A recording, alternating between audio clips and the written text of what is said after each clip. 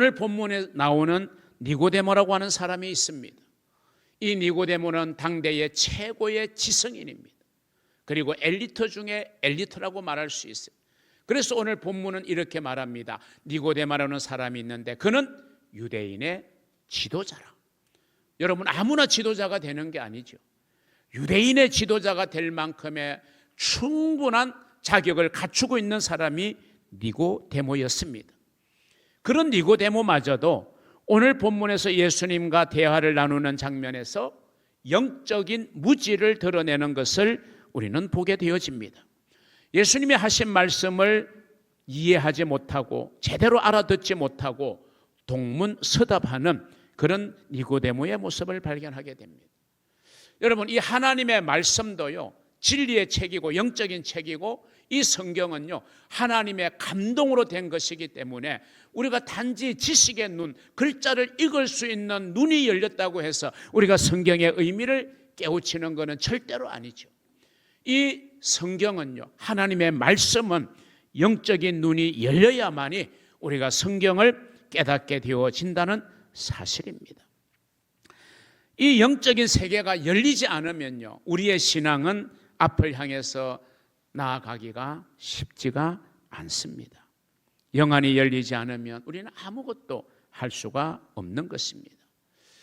믿음을 가지고 살아가는, 그래서 영적으로 거듭난 우리 성도들은요, 무엇에 주목하며 살아야 되느냐?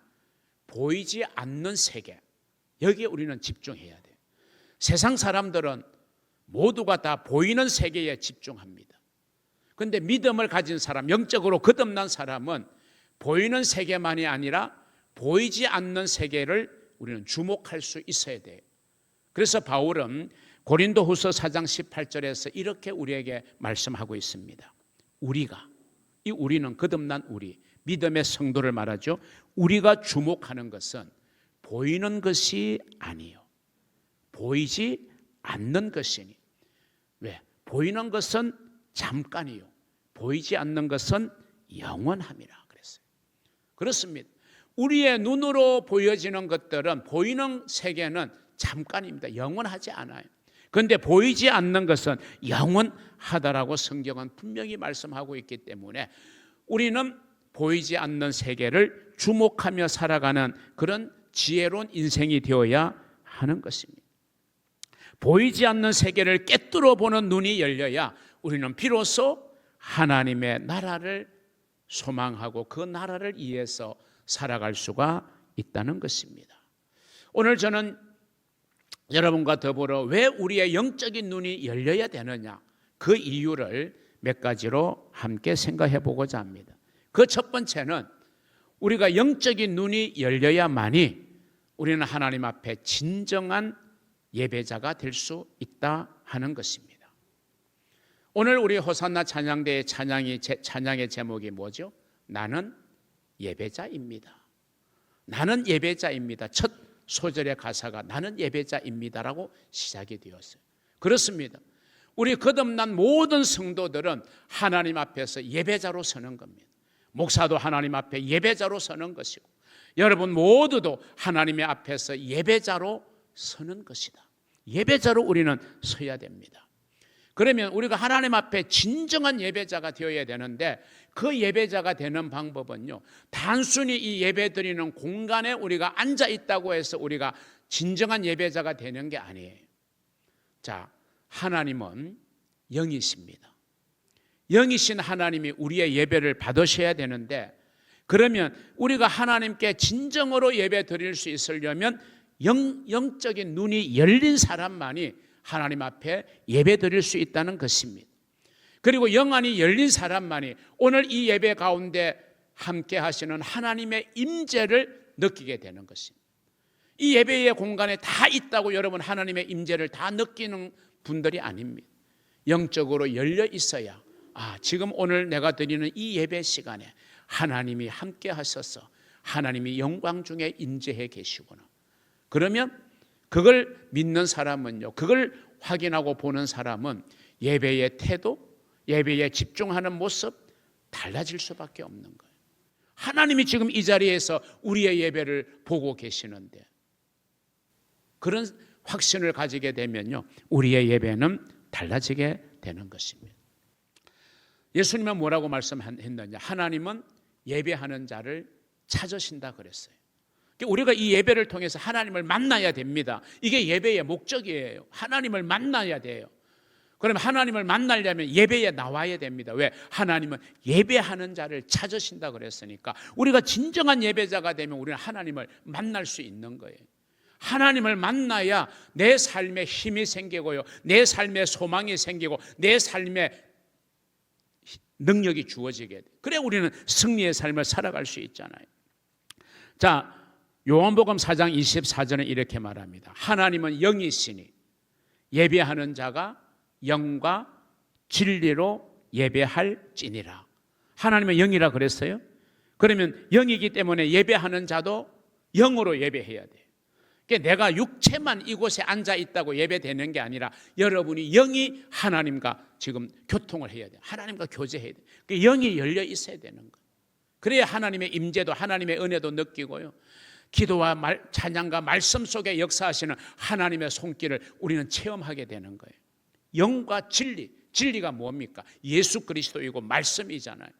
그러니까 우리가 예수 그리스도로 예배하고 말씀으로 예배하는 것입니다. 그래야 우리 예배를 하나님이 진짜 받으시는 예배가 되어진다는 것입니다. 자, 그래서 우리가 진정한 예배자가 되기 위해서는 우리가 영으로 예배해야 되고 진리로 예배해야 되니까 영안이 열리는 것이 필수적이라는 거예요. 여러분, 신앙은 영적 전쟁입니다. 우리가 아무렇게나 영적 전쟁에 임할 수 없는 거예요. 그럼 우리는 영적 전쟁에서 이길 수가 없는 거예요. 영적 전쟁이기 때문에 우리가 영적인 세계를 보는 눈이 열리지 않으면, 즉 영안이 열리지 않으면요, 우리는 영적 전쟁을 제대로 치를 수가 없고 수행할 수도 없다는 겁니다. 왜? 영적 세계에는요, 사단의 세력이 존재하고 있다는 사실입니다. 여러분, 사단은요, 저와 여러분의 절대로 협력자가 되지 않습니다. 우리의 방해꾼이 됩니다. 우리를 도와주는 자가 아니에요. 사단은 우리의 신앙을, 영적 전쟁을 어떻게든 간에 회방 놓고 그리고 대적하는 대적자가 바로 원수 마귀 그리고 귀신들입니다. 에베소서 6장 12절에서 바울은 이렇게 말합니다. 우리의 씨름은 혈과 육을 상대하는 것이 아니요 통치자들과 권세들과 이 어둠의 세상 주관자들과 하늘에 있는 악의 영들, 사단이요 마귀요 그들의 졸개인 귀신을 의미하고 있는 것입니다. 이런 존재들이 우리의 영적 싸움을 계속해서 방해하고 또 대적하고 있다는 것입니다. 그래서 우리가 영적 전쟁을 제대로 해서 승리하려면요, 영적인 세계가 우리에게 경험되어져야 되고, 그 영적인 세계는 누가 경험할 수 있어요? 절대로 지식으로 경험되는 게 아니고 교회 다닌 연수 때문에 신앙의 그 영적 세계가 보여지는 게 아니라 우리가 거듭나야 돼. 우리가 영안이 열려야 되는 줄로 믿으시기를 바랍니다. 우리의 영안이 열리기 위한 전제 조건이 있어요. 오늘 본문에 보면요, 우리가 거듭나야 영안이 열립니다. 자, 오늘 본문 3절을 우리 다 같이 한번 읽어보십시다. 예수께서 대답하여 이르시되 진실로 진실로 내게 이르노니 사람이 거듭나지 아니하면 하나님의 나라를 볼 수 없느니라. 여러분, 나중에 가서 정말 말한 그대로 하나님 나라가 있네? 그게 아니에요. 하나님의 나라를 지금 우리는 영적인 눈으로, 믿음의 눈으로 바라보아야 되는 겁니다. 할렐루야. 그럼 그거는 뭘로 볼 수 있느냐? 거듭나야 되네. 우리가 예수를 믿고 내 영이 거듭나면 영안이 열리고 그 열린 영안으로 우리는 하나님의 나라를 바라보게 되는 거예요. 보이는 것이 아니라 보이지 않는 세계를 우리는 주목해야 된다고 아까 바울은 말했잖아요. 우리가 거듭나야 하나님의 나라를 볼 수 있고 경험할 수 있고 확신할 수 있고 그 하나님의 나라를 위해서 우리는 살아갈 수 있는 것입니다. 우리가 거듭나지 않으면요, 영안이 열리지 않으면요, 하나님의 나라를 우리가 알 수가 없어요. 아무리 하나님의 나라에 관한 설교를 들어도 그냥 지식적으로 하나님의 나라가 있다고 하는 설교를 들어서 이 정도에서 머무르지 하나님의 나라를 봐야 되잖아요. 믿음의 눈으로 보고 믿음의 눈으로 우리가 꿰뚫어 봐야 되죠. 그래야 내가 하나님의 나라를 사모하잖아요. 그래야 내 신앙이 달라지게 되는 거예요. 두 번째, 왜 우리의 영안이 열려야 되느냐? 영안이 열려야만이 우리가 보는 세계, 또 우리에게 비춰지는 보이는 세계가 다르기 때문에 그렇습니다. 여러분, 영안이 열린 믿음의 사람에게는 하나님이 주시는 비전이 있습니다. 그 비전이 열려요. 우리가 흔히 이제 세상에서 너의 꿈이 뭐냐, 소망이 뭐냐 할 때 꿈, 소망, 때로는 나의 어떤 야망, 이게 여러분 비전은 아닙니다. 비전은 하나님이 보여주시는 걸 비전이라고 말해요. 아, 하나님이 나에게 이런 걸 원하고 계시는구나. 하나님이 내가 이런 분야에서 일하는 사람이 되기를 원하구나. 하나님의 비전을 우리가 발견해야 돼요. 그러면 그 비전을 향해서 가는 길이 좀 힘들고 어려워도 이게 하나님이 나에게 주신 비전이기 때문에 나는 이 힘듦을 이겨내고 가야 돼. 하나님은 충분히 나의 고난과 힘듦을 이겨낼 수 있는 힘을 주실 거야. 이런 믿음과 담대함이 생겨나게 되는 것입니다. 믿음으로 보는 세계와 믿음이 없는 사람이 보는 세계는 여러분 다를 수밖에 없습니다. 우리가 잘 아는 가데스 바네아의 사건이 있잖아요. 12명의 정탐꾼을 가나안 땅에 정탐을 시켰어요. 똑같은 시간대에 똑같은 장소를 12명이 보고 왔어요. 그런데 비전을 가진 사람은 두 사람이었어요. 하나님이 이미 말씀해 주셨잖아요. 내가 너희를 약속의 땅에 들어가게 할 것이다. 하나님이 보여주신 비전이에요. 여호수아와 갈렙은 그 비전을 바라보았어요. 비록 인간의 눈으로 보면 너무 강한 땅이어서, 너무 강한 족속이어서 우리는 버겁긴 하지만, 근데 다른 시각으로, 비전의 시각으로 보니까 너무 좋은 거야. 그 땅, 우리가 지금 살고 있는 광야에 비교하면요, 비교조차 안 되는 땅이에요. 이 땅을 하나님이 우리에게 주신다고 했다. 우리는 그 땅을 차지할 수 있다. 이렇게 긍정적 보고를 하잖아요. 그런데 10명은요 똑같은 장소를 보고 하나님의 약속을 받았음에도 불구하고 그 비전을 보는 영적인 눈이 어두워져 있었던 거예요. 믿음으로 그 땅을 보지 못했던 거예요. 인간의 눈으로만 보았던 거예요. 그래서 우리는 스스로 메뚜기와 같습니다. 우리는 그 땅을 도저히 차지할 수 없습니다. 우리는 다시금 애굽으로 돌아가는 게 훨씬 낫습니다. 이렇게 부정적인 보고를 하잖아요. 여러분, 믿음으로 바라보는 것과 믿음을 가지지 못한 채 바라보는 것의 그 시각은요 다를 수밖에 없고 해석은 다를 수밖에 없다. 구약의 선지자들은 누구입니까? 먼저 선자에다가 알지자잖아요. 먼저 아는 사람이에요. 먼저 아는 건 하나님이 말씀해 주셨고, 하나님이 가르쳐 주셨고, 하나님이 들려주셨고, 하나님이 보여주셨기에 먼저 아는 거예요. 그래서 선지자의 역할은 뭐죠? 하나님이 깨닫게 하시고 보여주시고 들려주셨던 것을 이제 사람들에게 전해주는 역할이 선지자의 역할입니다. 그래서 구약의 선지자들은 하나님의 보여주시는 비전으로 미리 알고 보고 깨닫고 그걸 백성들에게 선포하는 것이죠. 오늘 이 시대를 살아가는 저와 여러분, 우리 그리스도인들이 바로 이런 선지자적인 삶을 살아야 되고, 우리가 선지자적인 안목을 가지고 살아가야 되는 존재가 바로 우리 그리스도인들입니다. 이게 무슨 말이냐? 세상의 풍조, 세상의 시류, 또 세상이 가는 방향으로 우리는 그냥 뒤늦게 거기에 합류하고 뒤따라가는 존재가 아닙니다. 우리 그리스도인들은 오히려 우리는 비전의 사람이 되어야 돼요. 그래서 우리는 세상을 따라가는 게 아니라 세상을 이끌어가야 됩니다. 선도해가는 사람이 되어야 된다는 사실입니다. 우리의 영안이 열려야요 이 해석에서 차이가 나게 되는 겁니다. 왜냐하면 보는 눈이 달라지고 보는 관점이 달라졌기 때문입니다. 하나님의 역사하심을 바라보고 하나님이 주시는 미래를 꿈꾸면서 우리는 오늘의 현실을 우리는 극복하기를 노력해야 되고, 헤쳐나가려고 노력해야 되고, 뚫고 나가려고 노력하고 기도하고 하나님의 도우심을 구하는 것, 이게 거듭난 그리스도인의 진정한 모습이 되어야 한다는 사실을 기억하시기를 바랍니다. 구약에 나오는 요셉의 삶이 그 대표적인 모델이라고 말할 수 있어요. 요셉은 어린 시절 하나님이 주신 비전이 있었잖아요. 하나님이 주신 비전이 있었어요. 그 비전을 요셉은 끝까지 가지고 있었습니다. 그런데 그 비전과 요셉의 현실은 너무 간격이 컸습니다. 요셉은 살아가면서 너무 힘들고 어려운 일들을 수없이 만났습니다. 삶의 위기가 찾아왔습니다. 그러나 이 요셉은 그 어떤 인생의 풍파 앞에서도 굴복하지 않았어요. 하나님이 주신 비전을 붙잡았어요.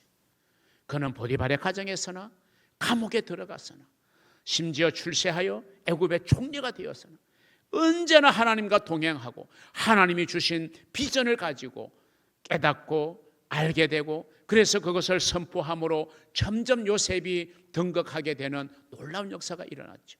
하루아침에 자고 나 보니까 요셉이 애굽의 총리가 된 게 아니에요.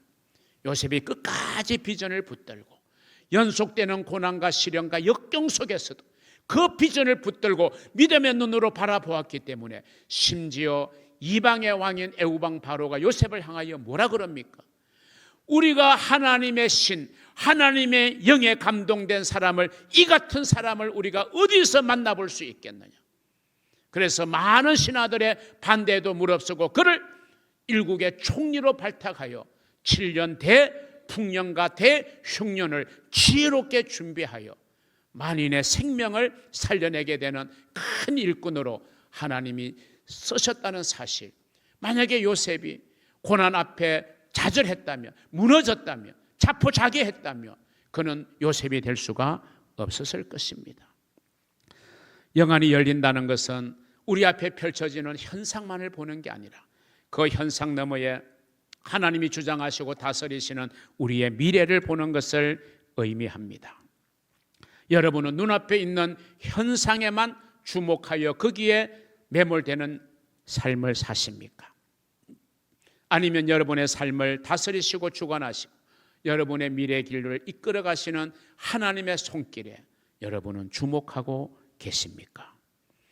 요셉은요, 절대로 과거에 주목하지 않았어요. 그리고 과거에 받은 상처와 아픔, 시련에 주목하지 않았어요. 거기에 눈길이 머물지 않았어요. 고난과 역경 속에서도, 그리고 지금 얼마든지 복수할 수 있는 그런 권력의 상황에 있었어도 그는 그를 어루만져 주시는 하나님의 손길에 그의 시선은 머물러 있었다는 겁니다.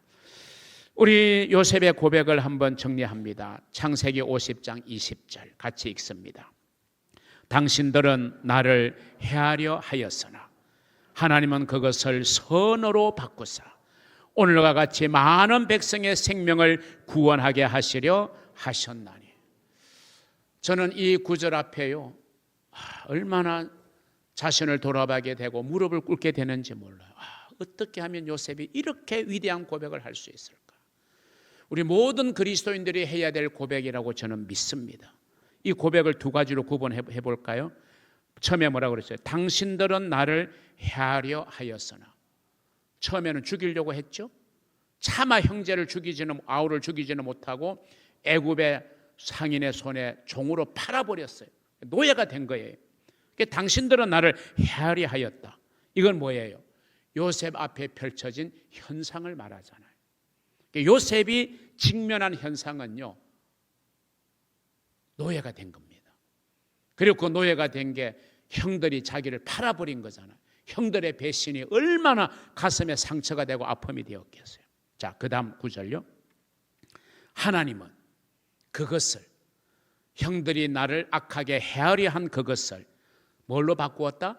선으로 바꾸사 오늘과 같이 많은 백성의 생명을 구원하게 하시려 하셨나니.